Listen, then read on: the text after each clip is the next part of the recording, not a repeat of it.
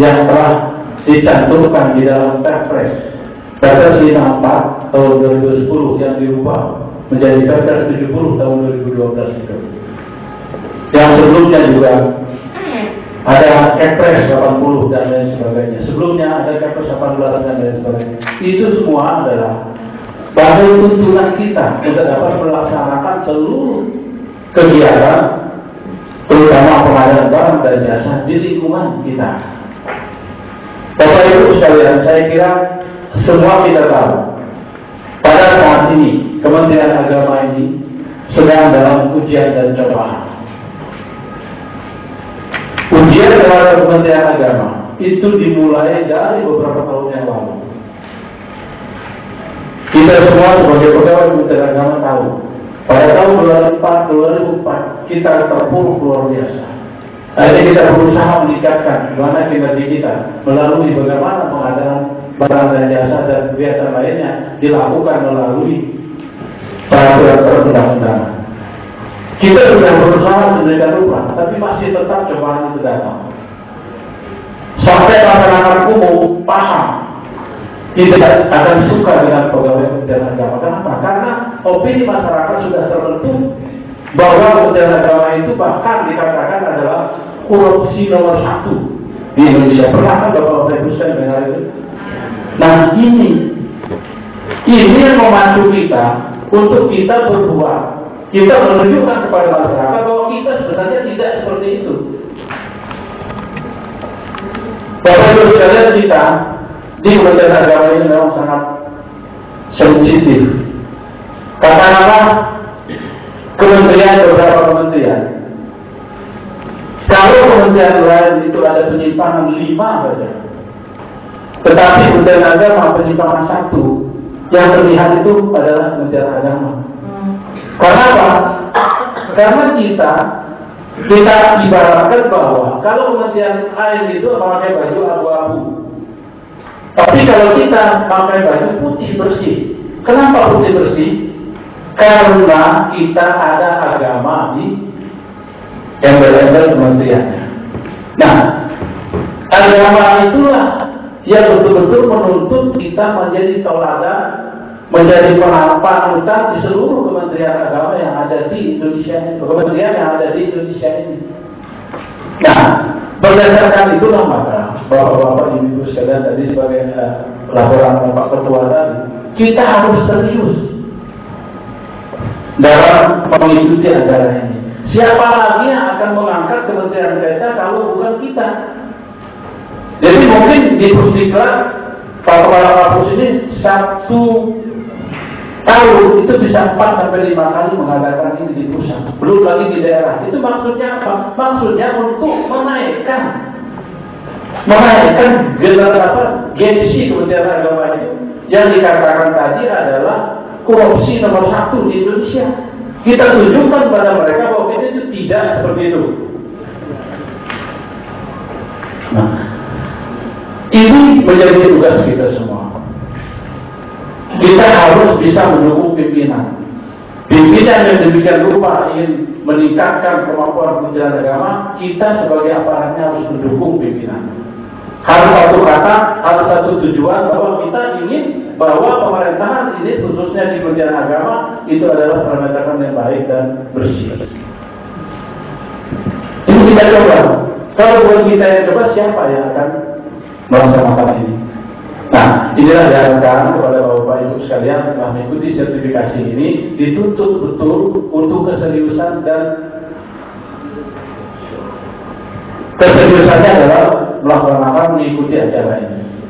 Bapak Ibu sekalian, Bapak Ibu ini akan mendapatkan materi-materi yang berhubungan dengan pengadaan barang dan jasa khususnya.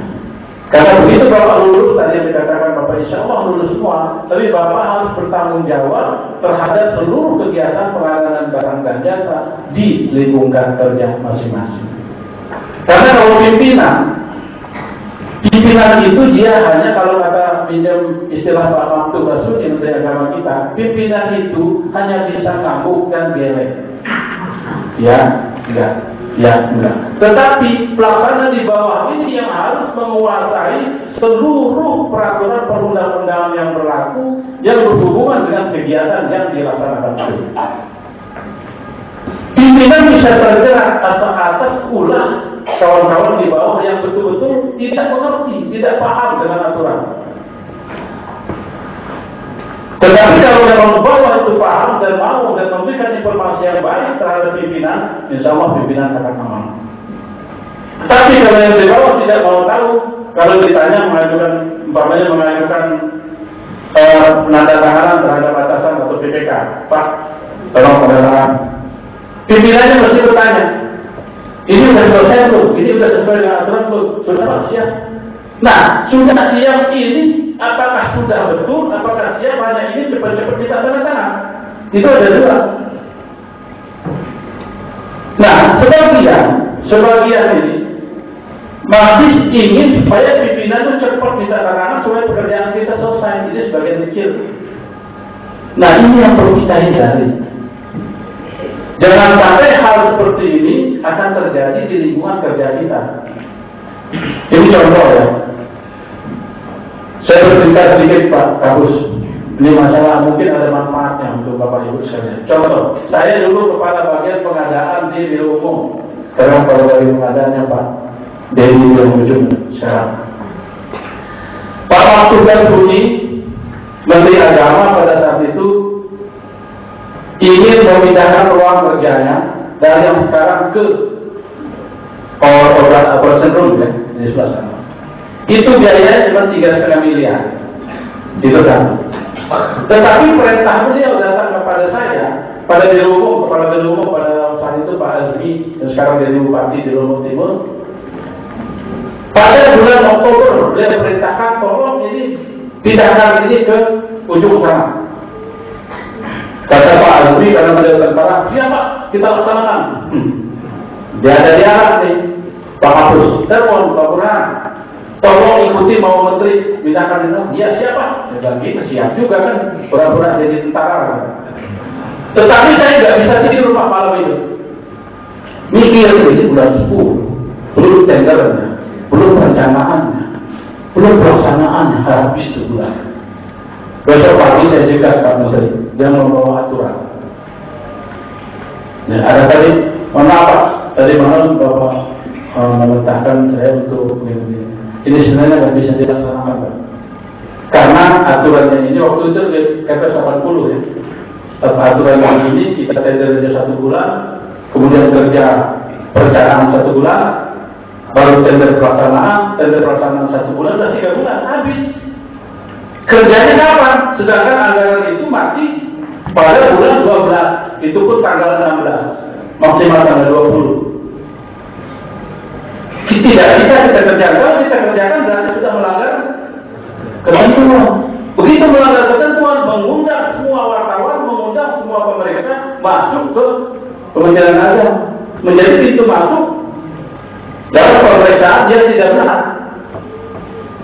Berbagai argumentasi saya mengungkapkan kepada Pak Menteri pada saat itu saya eselon 3, jauhkan jenjangnya. Tapi kita harus memberikan informasi yang baik. Kayaknya kata saya udah tidak usah dipikirkan apa yang saya katakan kalau memang begitu. Nah, ini ilustrasi ini maksud saya, tolong Bapak Ibu sekalian, ini diberikan informasi kepada pimpinan kalau pimpinan itu memerintahkan yang tidak sesuai dengan aturan yang kita tahu. Karena pimpinan itu sudah tidak berpikir tentang teknis-teknis seperti itu. Dia sudah lewat, apalagi menteri atau kanwil, dia sudah berpikir tentang bagaimana daerahnya, bagaimana nasional ini. Kalau kanwil itu berpikir bagaimana daerahnya, dia sudah mendampingi gubernur, dia sudah ada urusan-urusan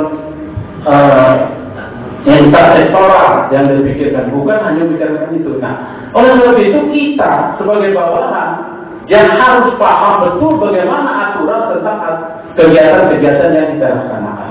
Nah, ini sangat membantu pimpinan. Kalau kita menjaga pimpinan supaya pimpinan tidak terjerumus, begitulah caranya. Jangan takut memberikan informasi kepada pimpinan. Informasi tentunya kita harus menguasai. Kalau kita memberikan informasi kita tidak kuasai aturan, bunuh diri namanya. Karena itu saya pesan kepada Bapak Ibu sekalian, tolong berikan informasi kepada pimpinan dengan cara yang baik. Kalau memang pimpinan ada perintah yang tidak sesuai dengan aturan, kalau ada pimpinan yang mengatakan menurut pekerjaan tidak sesuai aturan, kita yang paham, kita yang sudah kursus sertifikasi pengadaan barang dan jasa ini, kita memberi informasi yang baik-baik sesuai dengan ketentuan yang berlaku. Nah, ini gunanya kita. Ini adalah berhubungan juga dengan bagaimana meningkatkan gengsi Kementerian Agama yang sekarang sedang terpuruk, yang kesekian kalinya gara-gara Al-Quran. Ini dampaknya luar biasa. Dampaknya terhadap kita pribadi, terhadap pegawai Kementerian Agama dan terhadap institusi di masyarakat sudah sangat tidak diakui. Katakanlah kalau orang naik kereta api dulu, begitu ada orang Quran aja. Ini kan sebenarnya naik betul bagi kita. Oleh sebab itu kita tunjukkan kepada masyarakat sebetulnya tidak seperti itu. Kita sekarang bukan Kementerian Agama yang didapat, tapi orang luar. Artinya semua pengadaan, semua proses lelang itu dilaksanakan sesuai ketentuan yang berlaku. Tetapi karena ini menyangkut Al-Quran, orang berpikirnya hanya Kementerian Agama. Nah, ini tugas kita semua, Bapak Ibu sekalian. Oleh sebab itu, sekali lagi saya pesan kepada Bapak Ibu sekalian, tolong dikuasai betul ini dan tolong dipelajari betul, didiskusikan kalau kurang paham. Karena ini kata-katanya sering menjelimet. Nanti begitu ada di luar kantor, di daerah kita sendiri masing-masing, kita laksanakan sesuai dengan ketentuan yang kita lakukan. Kita tidak usah takut memberikan informasi kepada atasan, informasi yang benar, karena ini adalah menjaga pimpinan dan menjaga diri kita. Percaya saja, kalau kita diperintah pimpinan kita lakukan kesalahan, pimpinan tidak akan membela kita. Kita akan membela diri kita sendiri. Oleh sebab itu sekali lagi saya ucapkan kepada Bapak Ibu sekalian untuk mengikuti ini dengan serius, teliti dan dikuasai dengan baik. Selanjutnya saya berikan selamat kepada Bapak Ibu sekalian mengikuti ini. Mudah-mudahan Bapak Ibu sekalian keadaan sehat selalu dan dapat menerima semua materi-materi yang berhubungan dengan pengadaan barang dan jasa ini dengan baik dan benar. Saya kira itu yang dapat saya sampaikan. Terima kasih atas perhatiannya. Biar taufiq wa hidayah. Wassalamualaikum warahmatullahi wabarakatuh. Waalaikumsalam warahmatullahi wabarakatuh. Yang kami hormati Kepala Biro Umum Kementerian Agama Republik Indonesia, yang kami hormati para kepala bagian di Biro Umum Sekretariat Jenderal Kementerian Agama, teman-teman panitia yang berbahagia. Selanjutnya perkenankan kami melaporkan kepada Bapak Kepala Pusdiklat Tenaga Administrasi dan Badan Litbang dan Diklat Kementerian Agama tentang kesiapan diklat sebagai berikut.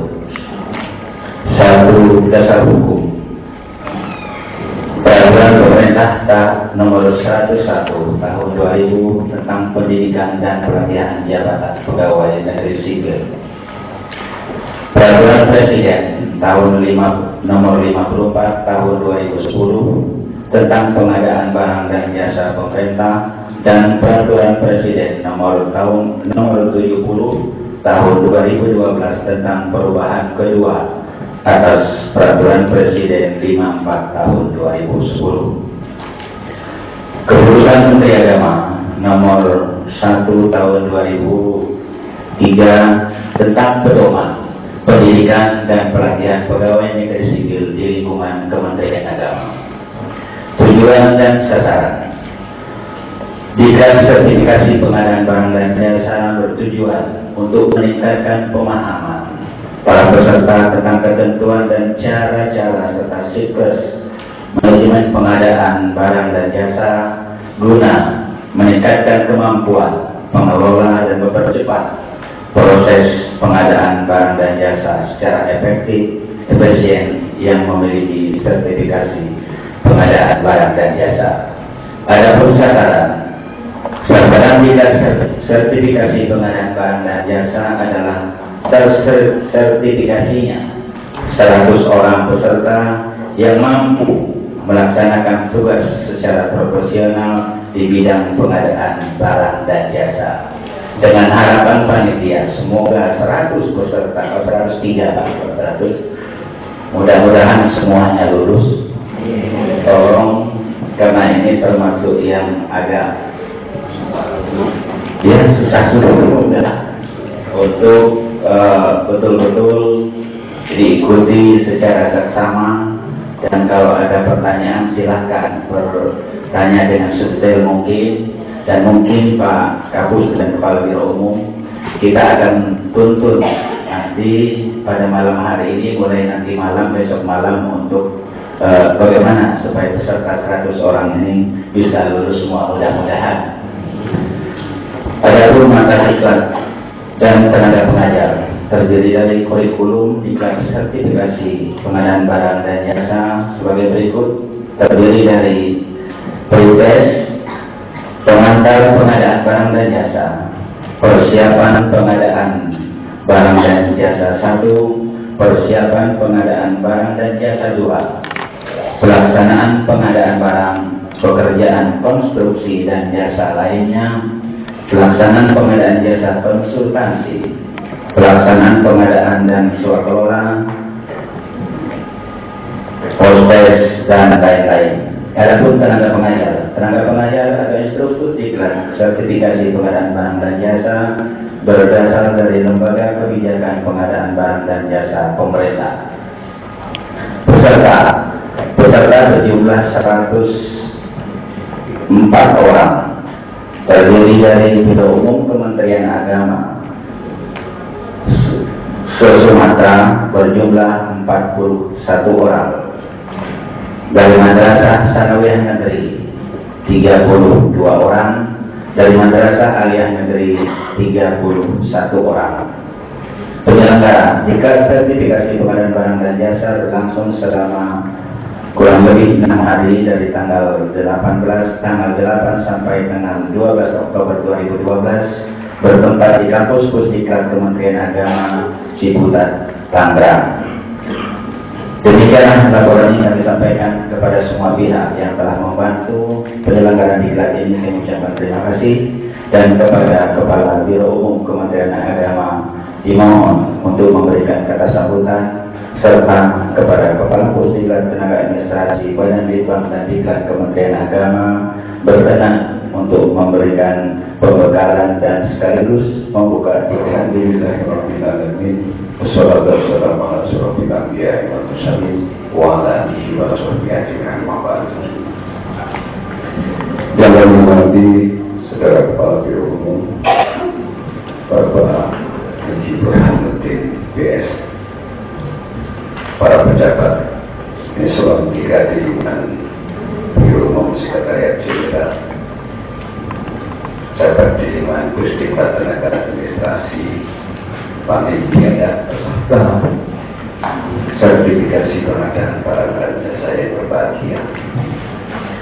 Pertama-tama marilah kita senantiasa telah memanjatkan puji syukur kehadirat Allah SWT, di mana pada pagi hari ini kita diberikan kenikmatan sehat.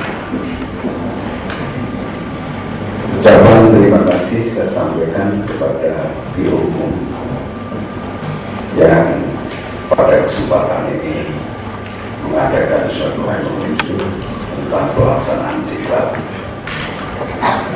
Kewenangan diklat itu memang ada pada Pusdikat Tenaga Administrasi, tapi dengan adanya ini kita tidak ingin berselisih kayak polisi dan KPK. Tapi tadi malam sudah ada satu solusi bahwa kewenangan ada di kepolisian, di KPK. Hari ini saya terasa reuni kembali dengan Pak Burhan, Pak Dedi. Reuni di Biro Umum, karena saya pernah di Kepala Biro Umum. Juga reuni di Inspektorat Jenderal, karena saya dengan Pak Burhan pernah di Inspektorat Jenderal dan Pak Dedi. Juga reuni di koperasi, karena sebelumnya saya sebagai ketua koperasi, sekarang saya limpahkan kepada Pak Burhan dan Pak Dedi. Nggak tahu nanti mungkin dia akan mengikuti saya karena dulu 18 hari lagi saya sudah pensiun. Jadi oleh karena itu pada kesempatan ini, walaupun jangan dianggap mau pensiun terus saja, saya berpenampilannya ya lebih dari yang belum pensiun lah. Jangan dianggap lawyer, jadi kita harus tetap melaksanakan tugas. Tadi disampaikan oleh protokol, gelar ini kan tahu semua kan, SHMM, susah hidup kok maunya macam-macam. Tapi karena susah hidup maunya macam-macam, kita berusaha dari mulai start sampai pada alhamdulillah berakhir suatu waktu. Oleh karena itu, saya juga sama dengan saudara-saudara sekalian sebagai staf. Pada tahun, ya mulai tahun 80 dengan Pak Burhan itu kita masih dikasih tata usaha dan penggadaan, masih dengan eksistensi ya seperti ini. Sekarang staf saya juga masih ada di anak buahnya Pak Burhan, atau saya yang buah. Tapi semuanya itu adalah berbekal pada loyalitas dan kemauan kerja. Saya mengharapkan saudara-saudara sekalian ini untuk mempelajari tentang Kepres 80 tahun 2003 dengan perubahannya nomor 8 tahun 2006, dirubah lagi menjadi 54 tahun 2010, dirubah lagi 70 jadi 2015. Kalau soal aturan itu saya tidak sama, karena sebagai seorang inspektur kan harus belajar aturan.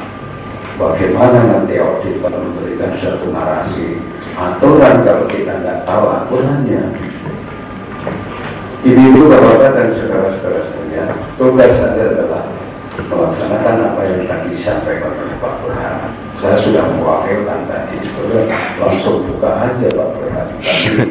Dia merasa kualat kalau saya sampai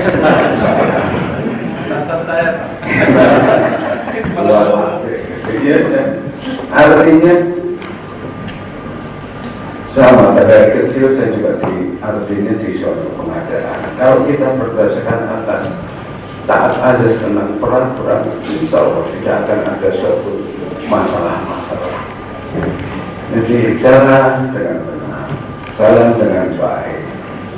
Oleh karena itu, bagaimana membina staf itu menjadi staf yang baik, yang tadi sudah sampaikan oleh Pak Burhan. Banyak hal yang sama, kita dengan atasan harus berani memberikan kata tidak kalau memang tidak sesuai dengan aturan. Jadi waktu itu juga kita dengan Pak Sekjen berselisih pendapat antara penyerahan barang milik negara punya Kementerian Agama. Tapi saya tetap berkata, barang nilai negara itu adalah kepuasan dari Menteri Keuangan. Kalau belum ada satu izin prinsip, Bapak tidak usah tanda tangan. Karena apa? Ini akan nantinya akan berefek sangat besar bagi alhamdulillah. Kalau kita pada aturan yang benar, siapapun yang kita hadapi adalah yang biasa dan nah, karena itu saya mengharapkan pelajari yaitu Perpres 54 dan 70 dengan teliti, dengan baik untuk bekal saudara-saudara sekalian dalam mengambil suatu manfaat. Saya kira itu saja yang dapat kami berikan. Dan sekali lagi ini adalah merupakan suatu kesempatan yang baik. Terima kasih Pak Tuhan. Nah, saya dibantu untuk lebih banyak lagi para pegawai Kementerian Agama yang mempunyai sertifikat di pengadaan barang dan jasa. Yang lainnya dari Sanawiyah, dari Madrasah Aliyah, ini adalah merupakan satu artinya sebetulnya sudah habis untuk pengadaan barang dan jasa, tapi karena ada anggaran mestinya untuk diklat jabatan fungsional auditor tidak bisa dilaksanakan karena bukan kesalahan Pusdiklat, tapi karena ketidaksediaannya dan memeriksa keuangan dan pembangunan atau BPKP untuk melaksanakan, maka saya isi untuk diadakan pengadaan barang dan jasa. Alhamdulillah. Dan untuk itu ibu-ibu, bapak-bapak dan saudara-saudara sekalian, marilah acara ini kita buka bersama-sama. Silakan beragama dan kepercayaannya. Bagi yang beragama Islam, mari kita buka bersama-sama dengan membaca basmalah. Bismillahirrahmanirrahim.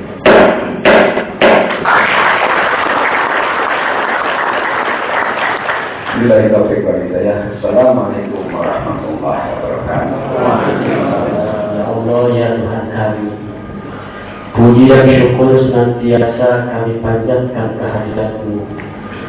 Semoga upacara pembukaan, pendidikan dan pelatihan, sertifikasi barang dan jasa pemerintah pada hari ini senantiasa mendapat limpahan rahmat dan ridho-Mu.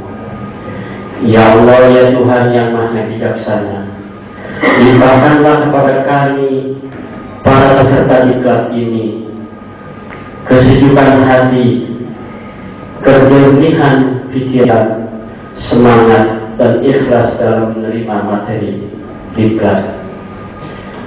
Ya Allah, ya Tuhan yang Maha Pengampun, mudahkanlah segala urusan kami, sukseskan dan cita-cita kami. Terimalah amal dan bakti kami. Engkau Maha mendengar, Engkau Maha Pengampun. Perkenankanlah doa kami, ya Allah. Rabbana atina fid dunya hasanah wa fil akhirati hasanah wa qina adzabannar. Walhamdulillahi rabbil alamin. Assalamualaikum warahmatullahi wabarakatuh.